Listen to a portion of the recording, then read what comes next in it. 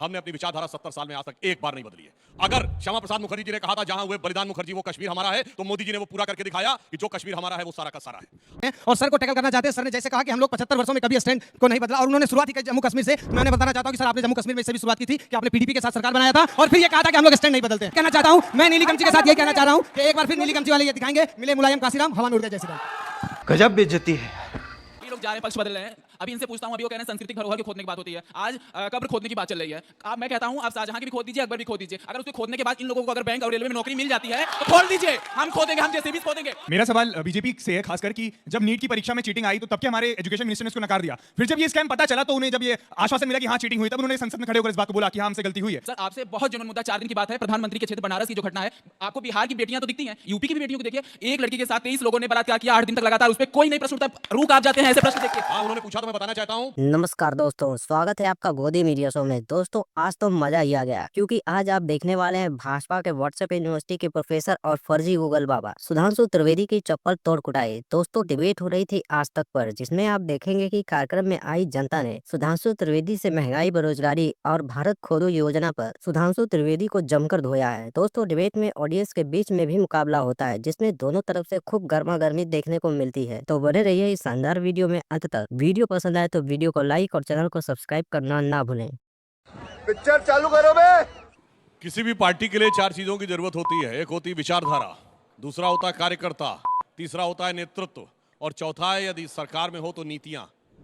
और अगर तीनों की दृष्टि देखें, हमने अपनी विचारधारा 70 साल में आज तक एक बार नहीं बदली है। अगर श्यामा प्रसाद मुखर्जी जी ने कहा था जहां हुए बलिदान मुखर्जी वो कश्मीर हमारा है, तो मोदी जी ने वो पूरा करके दिखाया कि जो कश्मीर हमारा है वो सारा का सारा है। अगर हमने देखा कार्यकर्ताओं की दृष्टि से, तो जिस प्रकार के समर्पित कार्यकर्ता हमारे नजर आए, हमने भारत की राजनीति में युगांतर स्थापित किया। चाहे राम मंदिर का आंदोलन हो या इमरजेंसी का आंदोलन हो, उस जमाने में महत्वपूर्ण रोल पैदा किया। और मैं कहना चाहता हूं एकमेव राजनीतिक दल है भारत के इतिहास के जिसने कांग्रेस को सत्ता से बाहर करके अपना कद कांग्रेस से बड़ा करने में सफलता हासिल की, जबकि सबसे ज्यादा आरोप हमारे ऊपर लगाए गए। हम वो नहीं है जो फूलों के हार की अपेक्षा करते हैं। मोदी जी ने दिखाया कि अंगारों के हारों को धारण करके भी इतिहास कैसे बदला जा सकता है, वो भारतीय जनता पार्टी और एनडीए के दलों ने करके दिखाया है। चल झूठा। जिसे मैं बताना चाहता हूं कि इतिहास के उस दौर में जब हम 2 सीटों तक आ गए थे, उसके बाद भी हमने छलांग लगाई और आज उस जगह पे आके बैठे हैं जिसे एक पंक्ति में कहना चाहूंगा, अंगार हार उनका जिनकी सुन हाँक समय रुक जाता है, आदेश जिधर कर देते हैं इतिहास उधर मुड़ जाता है। वो बदलाव हमने देखा, और इतिहास सिर्फ इतना ही नहीं मुड़ा है। इतिहास ये मुड़ा कि जब पहली बार हम आए सत्ता में तो पोखरण एक्सप्लोजन करके दिखाया, भारत की शक्ति का प्रकटीकरण करके दिखाया, सेकेंड स्टेज इकोनॉमिक रिफॉर्म्स। और जब दूसरी बार हम सत्ता में आए तो एक दौर था भारत में कोई आता था घुस के मार के चला जाता था, अब हम जाते हैं घुस के मार के चले आते हैं। ये हमने परिवर्तन करके दिखाया। तो मैं कह सकता हूं आज मोदी जी के नेतृत्व में हमने जहां पहुंचाया है, अरुण गगन पर महाप्रगति का अब ये मंगल गान उठा, करवट बदला अंगड़ाई ली सोया हिंदुस्तान उठा। अभी बदत है भाई, अभी बदत है। पहुंचे। लेकिन आप बताइए कि आप में से, चूंकि हमने ये भी इसमें कोशिश की है कि सिर्फ नेता नहीं बोले, तो एक एक नेता दोनों की तरफ से आप नॉमिनेट कीजिए। कौन बोलना चाहता है इधर से? कौन? आपका समय शुरू होता है अब। मेरा नाम ध्रुव प्रमोद शुक्ला है। मैं अपनी बात शुरू करूंगा रामायण की चौपाई से। हनुमान ते ही परसा करपुन कीन प्रणाम, और राम काज कीने बिनु मोहि का विश्राम। बीजेपी के जीतने की वजह यही है क्योंकि ये लोग कर रहे हैं राम काम। हम राम काज, हम राम राज लाना चाहते हैं, जहाँ पे महिला सशक्तिकरण, जहाँ पे सबकी आर्थिक स्थिति बराबर हो। और आपको पता है कि ये विपक्ष क्यों हार रहा है? वो अपनी नासमझी से हार रहा है। ना इनके पास नेता है, ना इनके पास नेतृत्व है। और इनका गठबंधन तो आजकल की सिचुएशनशिप की तरीके से है कि जब तुम्हारी बात हुई तो तुमने मान लिया कि हाँ हम सही करेंगे, और जहां बात आई कैबिनेट में हमें अच्छा पद नहीं मिल रहा तो हमने कहा हम नहीं कर रहे गठबंधन, हमें पद ही नहीं दे रहे तो हम क्या करें गठबंधन। आज बात करेंगे कि भारतीय जनता पार्टी जिस तरीके से आगे भी जीतती चली जा रही। और बात करें अगर आने वाले चुनावों की, बिहार और बंगाल, ये पुराना समीकरण जो बिठा रहे ना जाति वाला, अब जाति का कार्ड नहीं चलेगा, अब चलेगा खाली काम और चलेगा खाली राम। अच्छा, हमको सिखा रिया है। राम ऐसे नहीं कि खाली नाम बोल के चलेगा। तालियों के साथ बहुत बहुत धन्यवाद। चलिए अब आपकी बारी है, आपका समय शुरू होता है अब। मैं यहाँ पे, मेरा नाम मोहम्मद तौकीर आलम है और इस हाउस के मैं विपक्ष में बोलने के लिए खड़ा हुआ हूँ। और जैसे ही मैं खड़ा हुआ तो मुझे टोपी दे दी गई, जैसा कि मैं बीजेपी के अगेंस्ट बोलता हूँ, क्योंकि बीजेपी सबको टोपी देती है। जैसे हमारे नेता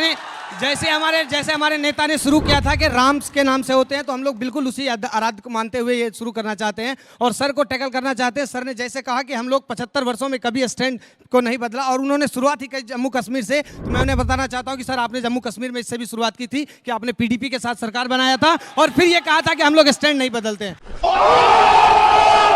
दूसरी चीज, जब हम ये आना चाहते हैं बिहार की राजनीति में, तो मैं खुद बिहार से आता हूं और बिहार की राजनीति में मैं जेडीयू और उसके गठबंधन की एक उबासी को देख रहा हूं कि किस तरह से केंद्रीय मंत्री ये कहते हुए नजर आ रहे हैं कि अब हमें या तो बीजेपी के साथ छोड़ना होगा या हमें ऐसे चुनाव लड़ना होगा जहां पे ये दिखा सकूं कि मैं फिर से सत्ता में आ चुका हूं। एक तरफ आप ये देखिए, दूसरी तरफ आप ये देखिए जिस तरह से इफ्तार पार्टी का आयोजन हो रहा है और जिस तरह से नीतीश कुमार ने इफ्तार पार्टी के बैकग्राउंड में लाल किले का ये दिखाया तस्वीर, उससे ये कहना चाहते हैं कि प्रधानमंत्री पद के लिए भी बीजेपी में एक लड़ाई हो रही है और वो ये तय नहीं कर पा रहे हैं कि अब बीजेपी कौन होगा। तो मैं यही कहना चाहता हूं, मैं नीली गमछी के साथ यही कहना चाह रहा हूं कि एक बार फिर नीली गमछी वाले ये दिखाएंगे, मिले मुलायम काशीराम, हवा में उड़ गए जय श्री राम।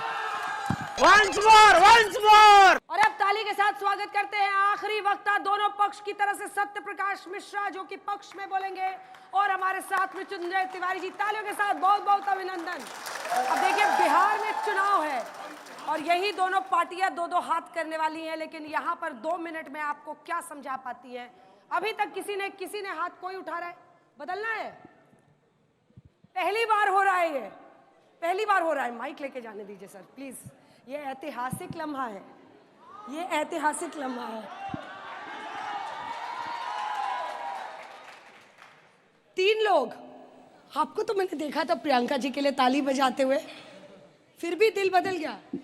मुझे लगता है कि भाजपा जो है, ये अगर हम सिर्फ राजनीति करते हैं तो राजनीति में संस्कृति और धर्म का कितना हस्तक्षेप है। भाजपा जो सांस्कृतिक, जो ऐसे अयोध्या मंदिर हो गया, तमाम उस तरह की जो सांस्कृतिक विरासत की बात करती है, तो फिर हम इसको क्यों ना लाएं? जिस देश में तमाम राजनीतिक पार्टियां हैं तो वहाँ पे सांस्कृतिक धरोहर की बात क्यों ना करें? तो तुम्हारे ये ज्ञान चक्षु यहाँ पर खुले या पहले से खुले हुए थे? अभी जैसे इन्होंने तमाम योजनाएं बताई कि जो हम सिलेंडर गैस दिए या आवास योजना दिए और तमाम इस तरह की चीजें दिए, उस पर कहीं ना कहीं सरकार ठीक बैठती है। पार्टी बदल लिया साला। गमछा यहाँ रख दो। बहुत खुश हो रहे हैं।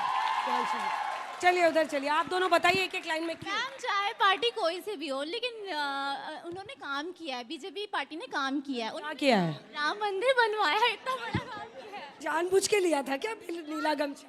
जो देश के लिए काम कर रहा है, हम उसके साइड है। जैसे धारा 370 हटाया। तुम लोग डटे हुए हो कि नहीं हो बाकी?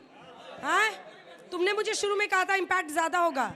चलिए ठीक है, आप दोनों भी आइए, यहाँ गमछा रखिए, ताली बजाइए भाई, आपकी तरफ जा रहे हैं। तुम्हारे जैसे लोग इस देश के लिए श्राप है। मैम, जो देश के लिए काम करेगा हम उनके साथ हैं। धारा 370 इस देश के लिए आवश्यकता थी, इसलिए हम उनके साथ हैं। अभी लोग जा रहे हैं, पक्ष बदल रहे हैं। अभी इनसे पूछता हूं, अभी वो कह रहे हैं सांस्कृतिक धरोहर के खोदने की बात होती है, आज कब्र खोदने की बात चल रही है। मैं कहता हूं, आप शाहजहां की भी खोद दीजिए, अकबर भी खोद दीजिए। अगर उसके खोदने के बाद इन लोगों को अगर बैंक और रेलवे में नौकरी मिल जाती है तो खोल दीजिए, हम खोदेंगे, हम जेसीबी खोदेंगे। मैं कहता हूं, मैं अभी छात्र हूं, लेकिन आज कब्र खोदने की बात चलती है। मैं भी राम भक्त हूं, मैं भी राम को बहुत मानता हूं, राम को पूछता हूं, लेकिन जहां जहां राम आए, आप सर क्यों हार गए? तो हमको भी लगा था 400 पार हो जाएगी, हमें मानते हैं, हम भी अयोध्या, जब से मंदिर बना है तब से 4 बार अयोध्या जा चुके हैं, दर्शन किए हैं। लेकिन सर, जब प्रजा ही दुख से परेशान है, जब प्रजा ही दुखी है, तो कहाँ का राम राज? भाई लोग कह रहे हैं कि नौकरी कहाँ से मिलेगी? कौन बोलेगा इधर से? कह रहे हैं नौकरी मिल जाती है अगर कब्र खोदने से। तुम दोनों तो बोल चुके हो। मैम, आपने जैसे कहा आओ आओ, तो ये अभी तो सिर्फ 3 आए हैं, अभी तो 1 2 3 4 5 6 7 8 9 के 9 इंदर आने हैं। छोड़ो क्या बोल रहे, तुम बताओ, कब्र खोदने से नौकरी मिलेगी? 12,000 स्टार्टअप हो चुका है, 12,000 स्टार्टअप हो चुका है, तो हमारा अब जो युवा है वो काम देगा, काम किसी के नीचे काम करेगा नहीं, काम देगा। मत भूलो कि भक्ति और पागलपन में अधिक अंतर नहीं होता। सांसारिक दृष्टि से देखो तो भक्त पागल ही जैसा दिखाई देता है। कोई जो बदलने की सोच रहा है? उधर तो शांति प्रिय लोग, नीतीश कुमार वाले, अजित पवार वाले सब उधर चले गए, बदलेंगे, पलटीमार वाले बदलेंगे। मेरा मृत्युंजय जी से एक सवाल भी है। ये नंबर की बातें कर रहे हैं 2 करोड़ की, तो अभी आरजेडी ने कहा है कि हर महिलाओं को 2,500 रुपए देंगे। बिहार का जहां बजट 2.5 लाख करोड़ है, तो आप 1.5 लाख करोड़ सिर्फ महिलाओं को दे दोगे? आप नंबर रोजगार की बातें कर रहे हो, क्या सिर्फ 2 करोड़ सरकारी नौकरी मिलेगी? रिकॉर्ड मतों से सड़क बन रहा है, रेल बन रही है, उसमें नौकरियां नहीं मिल रही। 10 आइए लाख बदलिए गमछा। एक मिनट गमछा हाँ, बोलिए बोलिए जवाब दीजिए। 10 लाख नौकरी का वादा पहली बार तेजस्वी यादव जी ने 2020 के चुनाव में किया था, और जब सरकार नहीं बनी, लेकिन बीच में जब डिप्टी सीएम बनकर आए तो जो नीतीश कुमार जी ने कहा था असंभव है, तेजस्वी जी ने उसी नीतीश कुमार जी से संभव करके दिखाया।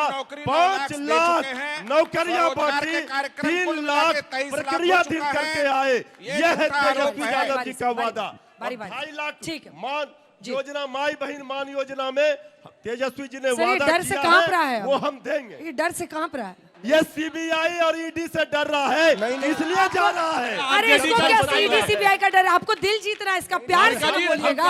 ये अब सवाल की बात। कैसे हम विपक्ष में कैसी हैं। मोहब्बत की दुकान है जिसमें पकता हुआ नफरत का पकवान है? मेरा सवाल बीजेपी से है खासकर कि जब नीट की परीक्षा में चीटिंग आई तो तब के हमारे एजुकेशन मिनिस्टर ने उसको नकार दिया। फिर जब ये स्कैम पता चला तो उन्हें जब ये आश्वासन मिला कि हाँ चीटिंग हुई, तब उन्होंने संसद में खड़े होकर इस बात को बोला कि हाँ हमसे गलती हुई है। तो एजुकेशन के मामले में आपने कितने IITs बना दिए? उसके बाद जिस जगह पे ये डिबेट हो रही है नोएडा, जिसकी नींव खुद कांग्रेस के समय पे रखी गई राजीव गांधी द्वारा, आपने उसके अलावा कैसे ऐसे हब खोल दिए? सर आपसे बहुत जुनून मुद्दा, 4 दिन की बात है, प्रधानमंत्री के क्षेत्र बनारस की जो घटना है। आपको बिहार की बेटियां तो दिखती हैं, यूपी की भी बेटियों को देखिए। एक लड़की के साथ 23 लोगों ने बलात्कार किया 8 दिन तक लगातार, उस पर कोई नहीं प्रश्न उठता। रूह कांप जाते हैं ऐसे प्रश्न देखिए। हाँ, उन्होंने पूछा तो मैं बताना चाहता हूँ। आजा संडास दिखा दो। 50 साल तक केवल एक एम्स था। अटल जी की सरकार आई, 7 और एम्स बने। मोदी जी की सरकार आई, आज 23 एम्स हैं। ये जानने की जरूरत होती है। IITs केवल हम लोग जब पढ़ते थे भैया, केवल 5 IIT थी। आज कितनी सारी IITs पूरे देश में खुल गई हैं। 300 से अधिक नए मेडिकल कॉलेजेस खुले हैं, जो हमारी मेडिकल की सीट वो डबल हुई हैं। और अगर आपको ये भी बात समझनी है तो मैं एक और बात बताना चाहता हूं। अभी लोग बहुत बोल रहे थे, अब हमने मोबाइल खोलिए, देखिए रेट ऑफ इन्फ्लेशन क्या है इस समय, 3.61%। मैं चैलेंज करके पूछना चाहता हूं, आपने अभी प्रियंका जी ने कहा कि 47 में हम आजाद हुए तो क्या स्थिति थी? जो देश हमारे साथ आजाद नहीं बर्बाद हुए थे 47 में, वो कहां पहुंचे? पहले 50 साल का बता रहा हूं, जब तक हमारी सरकार नहीं आई थी। क्यों? इजराइल 14 मई 1948 को बना। कहां था इजराइल 98 में जब हमारी सरकार आई? वो कहां हम थे? जर्मनी तो बर्बाद हो गया था, east and west Germany divided. कहां जर्मनी खड़ा था 98 में और कहां हम खड़े थे? चाइना 49 में आया, कहां चाइना खड़ा था, कहां हम खड़े हुए थे? जापान तो बर्बाद हो गया था एटम बम के धमाके में, कहां जापान खड़ा था, कहां हम खड़े थे? उसके बाद जब हमारी सरकार आई 98 से पहले, मैं चैलेंज करके एक कोई ईयर बताइए जब rate of inflation rate of growth से कम रही हो। रेट ऑफ ग्रोथ रहती थी 2%, 2.5%, 1.8%। झूठ बोलो, बार बार झूठ बोलो। हमेशा विकास की दर ऊंची और महंगाई की दर नीची। इनके दौर में विकास की दर ऊंची और महंगाई की दर। और हमने जो किया है, 5वीं बड़ी अर्थव्यवस्था बनाया है, 4था बड़ा स्टॉक एक्सचेंज बनाया है, 3रा बड़ा ऑटोमोबाइल का मैन्युफैक्चर बनाया है, मोबाइल आप सब पहुंचे, दूसरे बड़े मोबाइल हैंडसेट के मैन्युफैक्चर बनाए। अकेले 2 लाख करोड़ का मोबाइल हैंडसेट का इस साल एक्सपोर्ट हुआ है। डिजिटल ट्रांजैक्शन में नंबर 1 के देश बने हैं हम, और चांद के अछूते कोने को छूने वाले देश बने हैं। और उसका नाम हमने कोई नेहरू पॉइंट नहीं रखा है, पॉइंट शिव शक्ति रखा है। यानी भारत की जो वास्तविक प्राचीन ज्ञान है उसको भी हमने उस ऊंचाई तक पहुंचाया। अब बारी जजेस की है। दावों पर गाड़ी ज्यादा देर नहीं चलती है। मैं जानना चाहूंगा, पुलिस सुधार 207 में आया, सबको अवसर मिला लागू करने का, लागू किसी ने नहीं कहा। और हमारे मित्र बताते हैं कि अगर जिस दिन हम पुलिस सुधार लागू कर देंगे, हम कोई और काम करेंगे, क्योंकि हमारी राजनीति चलती ही है इस लुंज पुंज पुलिस व्यवस्था से। बात तो सही है।